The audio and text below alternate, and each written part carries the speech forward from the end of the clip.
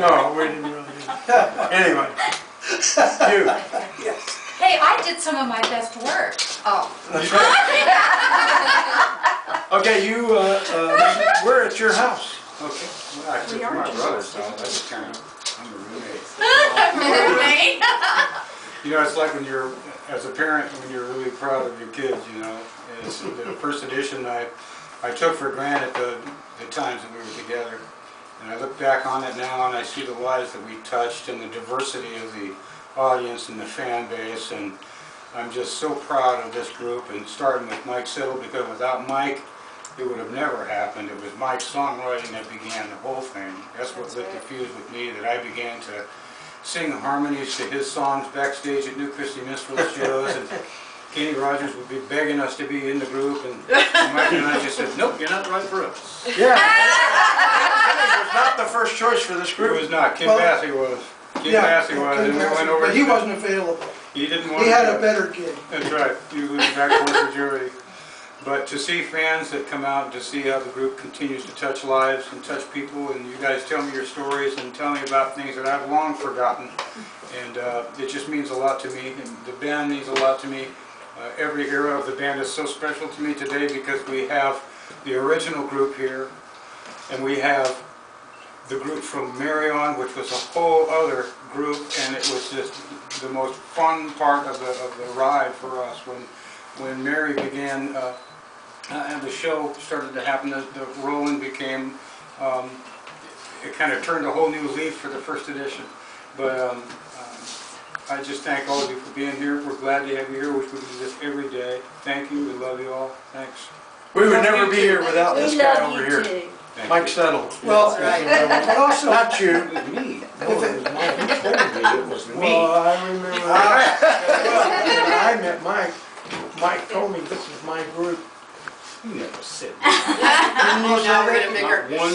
Did you say that? well, if he says I did, I must have, because he has the memory. You're not doing that in the Tommy Smothers mode now.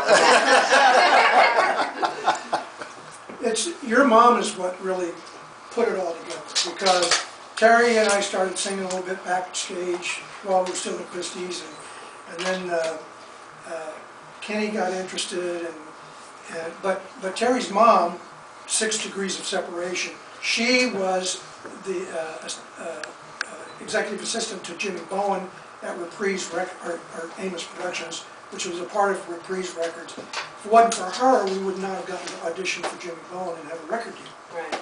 So it's all those people in the background that put it all together and help you out. You know, we rehearsed and we sang and we got lucky, and I'm so proud to have been able to be part of that sound, because I thought it was a wonderful, unique sound at the time. Well, you guys, the 4 singers, were unique, to say the least.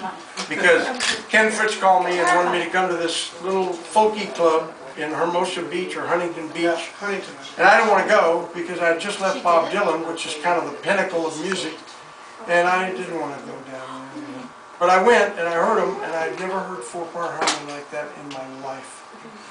And they said, well, we're going to get together at this little rehearsal studio above the Barney Kessel guitar store, Yucca and Franklin. So we got up there, and I came over and brought my drum, and we played for about a half an hour. We took a break, and I remember Mike walking over to me and saying, you know, we want you to be our drummer, don't you? And I said, well, it feels pretty good. And that was the day the 5 people were put together.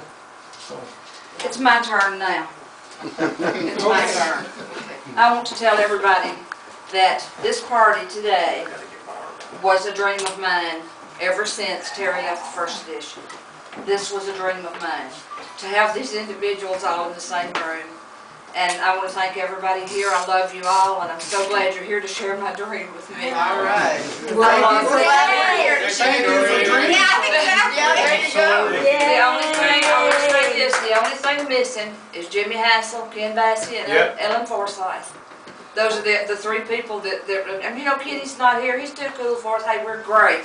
And, Are you talking about the older, overweight, white-haired guy? Hodges. Working. But the bass player. The bass player. But these guys were part of my life from the time I was 14 years old, and honest to God, I have to thank my husband more than anybody for encouraging me and helping me do this whole thing. But thank you all so much for being here.